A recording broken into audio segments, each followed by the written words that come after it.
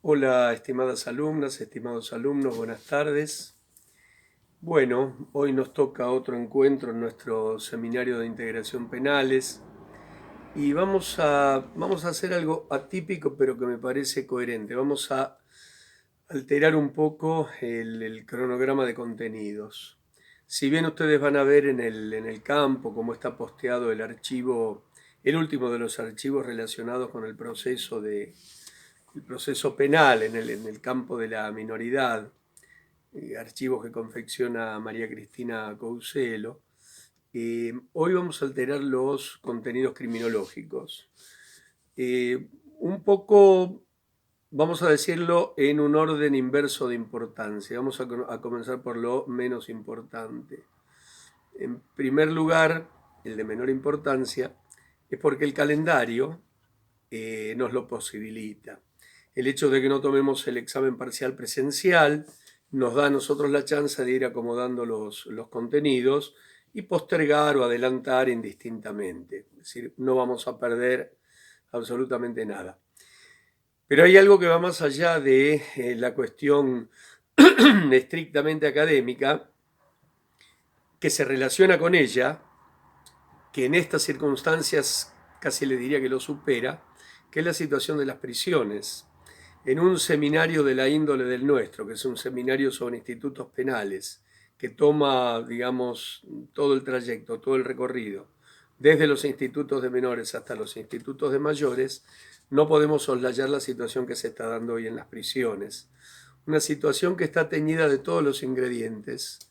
Está teñida de los ingredientes políticos, teñida de los argumentos o de los ingredientes académicos, estrictamente criminológicos y también los ingredientes sociales. Es a esto lo que me voy a referir. Básicamente porque les estamos pidiendo un ejercicio a ustedes, donde les pedimos que dando libertad absoluta a, a sus conocimientos, a su modo de pensar, proveyéndole nosotros algún material que nos parece pertinente, le estamos pidiendo que elaboren un trabajo para la semana próxima. Ya les voy a dar los detalles allí en el campo mismo. Pero el trabajo que nosotros le pedimos a ustedes es sobre esto, sobre este tema actual. Ustedes, en tanto trabajadores sociales, se manejan con la realidad. La realidad contemporánea, cada uno de ustedes es un insumo de trabajo. Todo lo que es la realidad social del pasado, digamos, abordada desde lo histórico, les provee a ustedes un bagaje teórico. Pero la realidad contemporánea al momento en el cual ustedes ejercen su actividad, es indispensable, es el insumo vital. Pues bien, en este caso la realidad de las prisiones constituye para nosotros un insumo vital. Vamos a partir desde el inicio, como es una emergencia suscitada a la luz de la pandemia. La pandemia, que se ha extendido, como su nombre lo indica, se ha extendido por todas partes, encuentra ante sí lugares que son probables focos de infección, lugares que por sus características albergan a personas en una situación de mayor vulnerabilidad: los geriátricos, los hospicios y las prisiones. Alguna vez un autor dijo que para el virus ingresar a un geriátrico, a una prisión, era como cazar en un zoológico, ¿no? Digamos, como que no tiene resistencia para su accionar. Suponiendo que el virus es un bicho malo, dañino, que probablemente lo sea, pero no sabemos si piensa como si fuese malo y dañino. Pues bien, allí tiene a todos los que van a ser sus víctimas a su entera disposición. Entonces, lo que origina esta situación de pandemia es una alarma desde la Organización Mundial de la Salud, la OMS, que recomienda con sano criterio despoblarlas en la medida de lo posible, de modo de evitar eso que constituye un elemento propicio para la propagación del COVID, que es el hacinamiento. El hacinamiento hace imposible que se implemente el distanciamiento social. Hace imposible, como no sea en grupos grandes, el aislamiento, este aislamiento preventivo, que cada uno de nosotros lo hace en la medida de sus posibilidades en su vivienda. Algunos tendrán una vivienda más grande, otros una vivienda más chica, pero cada uno de nosotros lo hace en su vivienda. Pues bien, cuando está internado en una institución de este tipo, a las que se le llaman instituciones totales, es imposible pensar en un aislamiento íntimo, es decir, o uno solo o uno con su grupo de referencia y de afectos.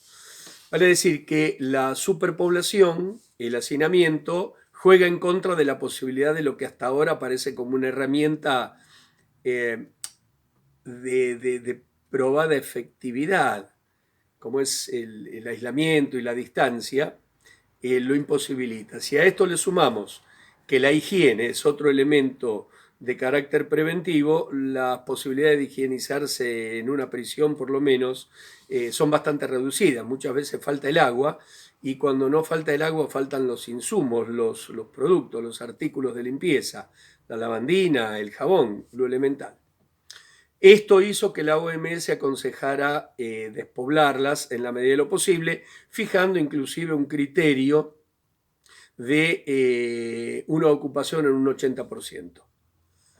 En nuestras prisiones sobrepobladas, fruto de una política criminal, a mi juicio, equivocada, que viene de los últimos años. Hay quienes se lo atribuyen con la intencionalidad política insoslayable a los últimos 4 años del último gobierno, pero la cosa viene desde antes, si lo analizamos desapasionadamente, viene desde antes, pero en estos últimos años eclosionó, el sistema eclosionó. Hoy tenemos alrededor de 85 o 90 mil personas detenidas. Es impensable cuando la capacidad de las prisiones no ha aumentado. Por ende, el problema del hacinamiento es un problema insoslayable y es un problema, tal como está, inevitable. Voy a mirar a ver cuánto tiempo llevo para no excederme. Perfecto. Les decía entonces que por esta situación se hizo necesario despoblar, llegar al 80%, y para esto hubo pronunciamientos de parte de instancias de la justicia. Hubo algunas acordadas, producidas tanto a nivel de las provincias como a nivel nacional, que contaron con el beneplácito de autoridades judiciales, autoridades políticas que no interpusieron ningún tipo de objeción, pero que generó una serie de reparos, de alarmas, de temores, de protestas y de aprovechamientos políticos, lo de siempre. Entonces sobrevinieron a todo esto las voces que se levantaban, las tapas de los diarios, verdades y mentiras, que el ciudadano de pie realmente se la ve en figurillas a veces, para dilucidar y para decidir a qué le cree y a qué no le cree, porque las mentiras están muy bien construidas. Las mentiras, para ser construidas, tienen en cuenta las características de los destinatarios, a qué le teme, qué lo conmociona, qué lo conmueve, y es a ese tipo de fibras a la que atacan, con imágenes, con palabras y con sonidos. Son estrategias de comunicación, estrategias muy inteligentes. Entonces uno no sabe hasta qué punto es cierto lo que le pintan como cierto. No se sabe concretamente si le mienten o si le están diciendo verdades. Pues bien, todo esto generó una serie de protestas que se tradujeron en los ya célebres cacerolazos. Cacerolas que pudieron haber sido, vamos a ponerle un número, 1.000.000 de cacerolas en todo el país. 1.000.000 de cacerolas puede llegar a, perdón, una cacerola puede alimentar a 4 personas. Vale decir que cada una de esas cacerolas multiplicada por 4 nos da 4 millones de personas. Es decir, la 10ª parte de la población de la Argentina. Pero es una 10ª parte de la población que tiene un volumen de ruido muy importante. Son una caja de resonancia.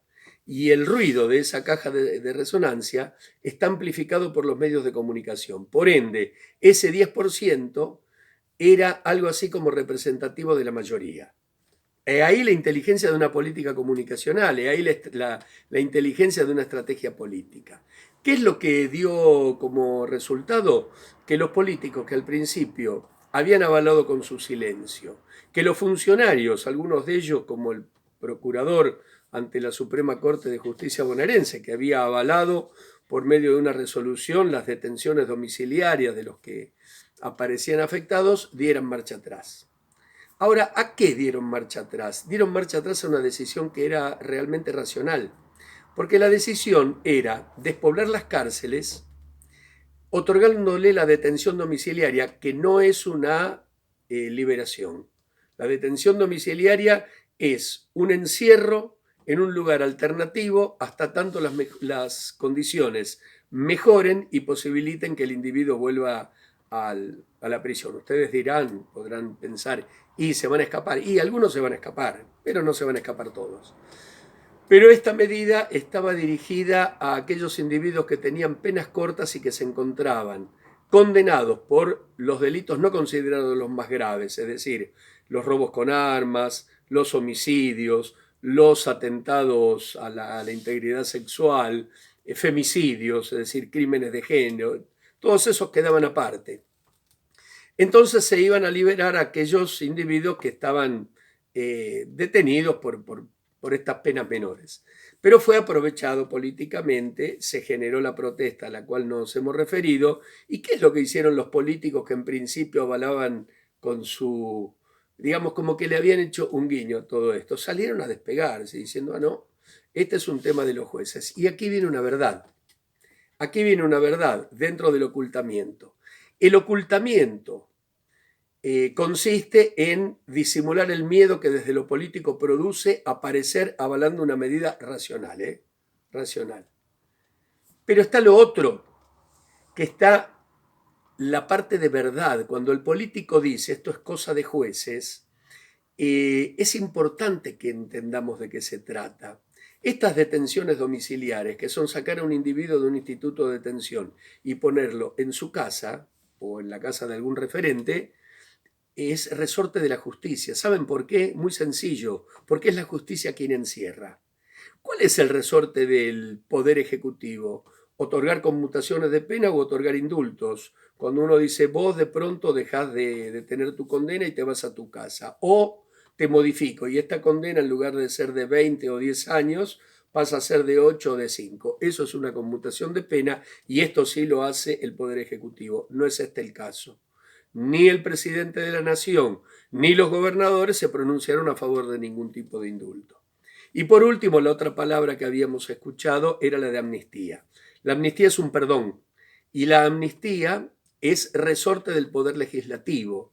Vale decir que ante el proyecto presentado generalmente desde el Poder Ejecutivo, los legisladores, diputados y senadores se pronuncian y si el pronunciamiento es favorable, se decreta una amnistía que es un perdón. Una amnistía viene de olvido, de amnesia, ni más ni menos que eso. Bueno, era esto lo que quería decirles. Les estamos pidiendo a ustedes un ejercicio básicamente reflexivo, a sabiendas de que si bien hemos alterado el cronograma, estamos aprovechando este tiempo en un tema actual y absolutamente ligado a nuestra temática. Les deseo que tengan un lindo día. Hasta la próxima.